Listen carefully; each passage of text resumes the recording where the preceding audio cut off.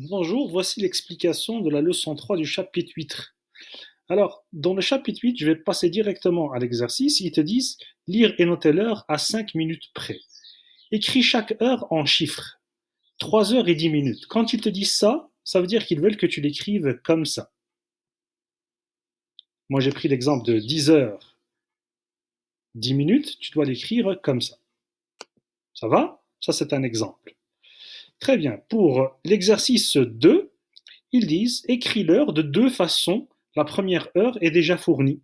Donc tu suis cet exemple-là. Pour l'exercice 3, écris l'heure d'une façon ou d'une autre. Ça, c'est une question, c'est un énoncé qui n'est pas très clair. Voici comment tu devrais le faire. Exemple pour l'exercice 3, je t'ai déjà donné la réponse du 3A. Donc, l'horloge que tu vois qui est affichée ici, celle-là, le A, voici sa réponse. 4 heures, 5 minutes. Suis cet exemple-là pour faire le B et le C, celui-là et celui-là. Cathy a sorti ses gâteaux du four à 7 heures. Donc, là, ils t'ont donné l'heure. Petite aiguille sur le 5, grande aiguille sur, regarde les minutes. Combien de minutes ici? Il était dans le four depuis 1 heure. Ça veut dire que tu dois enlever 1 heure de l'heure qu'ils t'ont déjà donnée. Alors, elle l'a mis à quelle heure dans le four si tu enlèves 1 heure de cette heure-là? Première chose, tu dois savoir, il est quelle heure?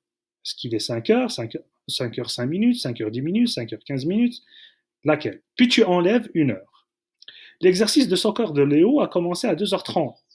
Il s'est terminé 2 heures plus tard. Donc la première chose, tu dois indiquer sur ton cahier de maths où est 2h30. Petite aiguille sur quel chiffre et grande aiguille sur quel chiffre.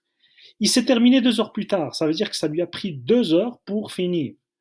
Alors, montre à quelle heure l'exercice de Léo a fini. Ok? Tu peux faire une autre horloge ici et dire à quelle heure il s'est terminé. Okay? C'est mieux d'avoir deux horloges. Une qui montre l'heure à laquelle l'exercice de soccer a commencé et l'autre qui montre à quelle heure l'exercice de soccer a terminé. Voilà, ça va être tout pour la leçon 3.